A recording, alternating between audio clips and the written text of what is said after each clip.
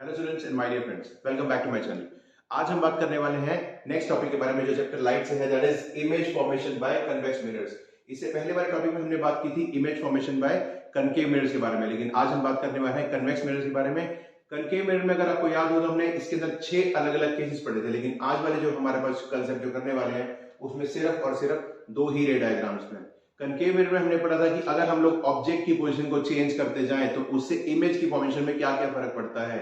अब हम convex mirror के अंदर करने वाले हैं, इसमें सिर्फ 2 ही केसेस होंगे। ऑब्जेक्ट रखने से इमेज के ऊपर क्या फर्क पड़ता है उसके अंदर हम स्टडी करेंगे। तो चलिए सबसे पहले हम लोग फर्स्ट कंसेप्ट पढ़ते हैं। देखिए हम लोग ये पढ़ चुके हैं कि कनकेव मिरर वो होता है जिसका जो शाइनिंग सरफेस है वो अंदर की तरफ कर्व हो, लेकिन कन्वेक्स मिरर के केस में इससे उल्टा होता है, यानी कि कन्वेक्स मिरर में जो शाइनिंग सरफेस है वो बाहर की तरफ कर्व होता है। अब देखिएगा इसके अंदर कि ये रहा आपका कन्वेक्स मिरर जिसका ये अंदर से ब्लैक पेंटेड है और जो आउटर सरफेस आपको यहाँ दिखाई दे रहा है that is the reflecting surface. तो ये लगा लीजिए आपके कन्वेक्स मिरर का रिफ्लेक्टिंग सरफेस हमेशा बाहर की तरफ कर्व्ड होगा। कनकेव मिरर की अगर बात करें तो आपको पहला रे डायग्राम याद होगा कि अगर ऑब्जेक्ट इंफिनिटी पे होता है तो इमेज हमेशा कहां बनती है, जाके फोकस पे। इस उसमें एक्चुअली फोकस पे इमेज बनती है, लेकिन कन्वेक्स मिरर के केस के अंदर आपको सिर्फ लगता है कि इमेज फोकस पे बन रही है क्योंकि लाइट स्ट्राइक करके डाइवर्स कर जाती है। लेकिन अब जब डाइवर्स लाइट को हम लोग एक पर्टिकुलर जगह पे ज्वाइन करेंगे तो आपकी जो लगेगा आपको इमेज ऐसे लगेगा कि फोकस पे बन रही है, लेकिन वो हमें इमेज दिखाई नहीं देती क्योंकि कन्वेक्स मिरर के इसमें जो इमेज होती है वो आपके मिरर के दूसरी साइड पे जाके बनती है। डायग्राम में देखते हैं, देखिए ये रहा आपका प्रिंसिपल एक्सिस, ये रहा पोल, फोकस और ये रहा सेंटर ऑफ कर्वेचर।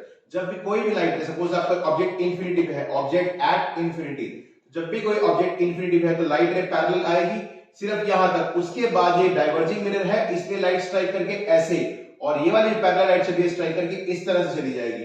तो जिस पर्टिकुलर एंगल पे लाइट हमारी स्ट्राइक करके वापस गई है, अगर उसी एंगल पे हम लोग लाइट को अगर रे डायग्राम एक्स्ट्रापोलेट करें तो आपकी जो रेडिएशन है वो पर्टिकुलर फोकस पे आके मिलती है। तो यहाँ पे आपको ये लगता है कि आपकी इमेज फोकस पे बन रही है। तो देखिए इसमें लिखा हुआ है image appears to be formed at focus. तो इसमें लगता है ऐसा कि इमेज फोकस से बनेगी, लेकिन हमें बनती हुई नहीं दिखाई देती because it is formed on the other side of the mirror. Concave mirror case में ऑब्जेक्ट इमेज है एक्चुअल में बनती थी, रियल और इन्वर्टेड थी, और जिस तरफ ऑब्जेक्ट था उसी तरफ इमेज बनती थी। लेकिन यहाँ पे ऑब्जेक्ट लेफ्ट हैंड साइड पे है और आपकी इमेज जो है राइट हैंड साइड पे बन रही है on the other side of the mirror. तो इसलिए वर्चुअल है, इरेक्ट है, और ऐसा लगेगा कि जो ऑब्जेक्ट है, इमेज है, वो एक्चुअल में फोकस से बन रही है, लेकिन हमें पता नहीं है कि वो बनती है कि नहीं बनती।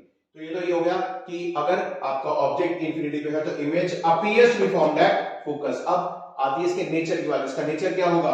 Virtual and erect. इमेज बनेगी सही लेकिन इमेजिनरी और सीधी, इरेक्ट।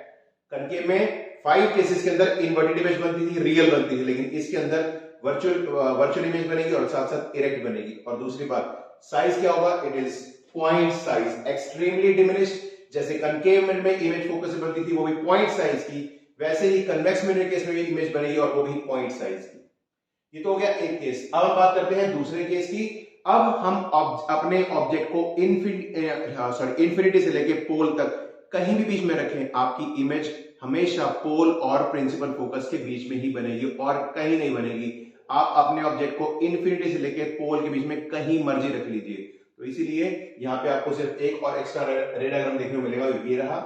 यहाँ पर देखिए ये रहा पोल और ये रहा आपका ऑब्जेक्ट। तो हमने प्रिंसिपल फोकस और इंफिनिटी के बीच में कहीं पे भी, प्रिंसिपल हमारा जो पोल है, पोल से लेके इंफिनिटी में कहीं पे भी हमने अपने ऑब्जेक्ट को यहाँ खड़ा कर लिया सपोज करिए। तो पहले ये होगा कि लाइट रे पैरेलल चलेगी और स्ट्राइक करके इस पर्टिकुलर एंगल पे जाएगी। तो अगर हम लोग इस पर्टिकुलर एंगल को पीछे की तरफ खींचेंगे तो ये लाइट आपको लगेगा कहां से पास हो रही है? It is passing from through focus. एक चीज। दूसरे केस में अब एक और लाइट जाएगी, वो ट्रेवल करेगी किस तरफ? Towards the centre of curvature. तो ये लगा कि हम लोग ये पहले पढ़ चुके कि अगर कोई लाइट रे सेंटर ऑफ कर्वेचर की तरफ जाती है तो स्ट्राइक करके उसी रास्ते से वापस चली जाती है। तो आपकी जो लाइट रे है ये सेंटर ऑफ कर्वेचर यहां इस तरह यहां तक गई और यहां से ही वापस इसी रास्ते से वापस आ गई। इसका मतलब आपकी ये जो लाइट रे है ये जाती है सेंटर ऑफ कर्वेचर की तरफ। तो दूसरी लाइट रे हम लोग इस तरफ में यहां तक सेंटर ऑफ कर्वेचर तक एक्स्ट्रापोलेट करेंगे। तो जहां पे आपके फोकस की लाइट और जहां सेंटर ऑफ कर्वेचर की लाइट, जहां पे वो एक्चुअल में दोनों लाइट स्ट्राइक करेंगी, वहां पे जाके आपकी इमेज बनेगी। और ये रही आपकी इमेज A' B'। और आप देख रहे हैं कि आपकी जो इमेज है that is again virtual and erect and small in size. और आप पोजीशन देखेंगे तो पोल और प्रिंसिपल फोकस के बीच में, तो इसका मतलब आप अगर अपनी ऑब्जेक्ट को कन्वेक्स मिरर केस में इंफिनिटी से लेके पोल के बीच में कहीं भी रखते हैं, इमेज हमेशा पोल और फोकस के बीच में बनेगी। तो when the object is between pole and infinity, image is formed between pole and principal focus, पहली बात। दूसरा, नेचर क्या होगा उसका, वर्चुअल एंड इरेक्ट। जैसे पहले केस में था वैसे ही इसके अंदर भी होगा, वर्चुअल और इरेक्ट। लेकिन साइज की अगर बात करें तो साइज होगा इसमें डिमिनिश्ड। तो ध्यान रखिएगा, कन्वेक्स मिरर केस के दोनों केसेस के अंदर आपकी जो इमेज है वर्चुअल और इरेक्ट तो बनेगी, और साथ हमेशा इमेज बनेगी हमेशा छोटे साइज की। तो वर्चुअल और इरेक्ट इमेज की अगर बात करें कन्वेक्स मिरर केस में, तो ये लगा लीजिए कि इमेज की हाइट जो है वो ऑब्जेक्ट की हाइट से हमेशा छोटी रहेगी, और ऑब्जेक्ट और इमेज दोनों स्ट्रेट रहेंगे, वर्चुअल रहेंगे, इरेक्ट रहेंगे, but size of the image will be smaller as compared to size of the object. तो ये आपके दो रे डायग्राम्स हो गए। अब हम लोग बात करते हैं यूजेस के बारे में। पहले हम लोग बात करेंगे कनकेव मिरर, जो हम लोग पिछले लेक्चर में पढ़ चुके हैं, उनके यूजेस के बारे में, और फिर बात करते हैं कन्वेक्स मिरर के बारे में। तो देखिए, पहले अगर यूज की बात करें कनकेव मिरर्स की, तो पहला है हेडलाइट्स ऑफ व्हीकल्स। तो जितनी भी आपकी टू व्हीलर्स हैं, फोर व्हीलर्स हैं, इन सभी के अंदर जो गाड़ी के अंदर जो हेडलाइट होती है, उस हेडलाइट के अंदर हम लोग कनकेव मिरर यूज करते हैं। आगे तो सिर्फ ग्लास लग जाएगा, लेकिन हम लोग बात करें जहां पे बल्ब फिट किया जाता है, उस पर्टिकुलर जगह पे जो अंदर की तरफ कर्व मिरर फिनिश वाला मटेरियल होता है जिसमें बल्ब फिट किया जाता है, वो जो पार्ट है दैट इज कनकेव मिरर, ताकि आपको जो लाइट की बीम, अगर आपका हेडलाइट जलाते हैं तो आपको बिल्कुल स्ट्रेट बीम दिखाई दे, पूरी रोड आपको साफ साफ दिखाई दे, और आप इजीली जो है ट्रेवल कर पाए आराम से। इसीलिए जो हेडलाइट्स है व्हीकल्स की, उसके अंदर यूज किया जाता है। इसके अलावा जो सर्च लाइट्स होती हैं, जो टॉर्चेस होती हैं, उनके बल्ब के अंदर जो हम बल्ब फिट होते हैं, वो वाली जगह भी सारी की सारी कनकेव मिरर की होती है, ताकि आपको स्ट्रेट और पैरेलल बीम दिखाई दे सके लाइट की, पहली चीज। दूसरी बात, यूज बाय डेंटिस्ट। हम लोग पहले बात कर चुके हैं कि अगर ऑब्जेक्ट अगर पास होगा तो इमेज भी बनेगी और बड़े साइज की बनेगी कनकेव मिरर केस में। तो इसमें ये लगा लो, डेंटिस्ट जो है दांत की बड़ा साइज देखने में उसकी हेल्प होती है, ताकि उनको पता लग सके एक्चुअल में कौन सी टीथ में कौन सी पर्टिकुलर जगह पे कौन सी पर्टिकुलर लोकेशन पे कैविटी है, ताकि उस पर्टिकुलर दांत का प्रॉपर तरीके से ट्रीटमेंट किया जा सके। इसलिए डेंटिस्ट यूज करते हैं उसको to see a larger image of the teeth.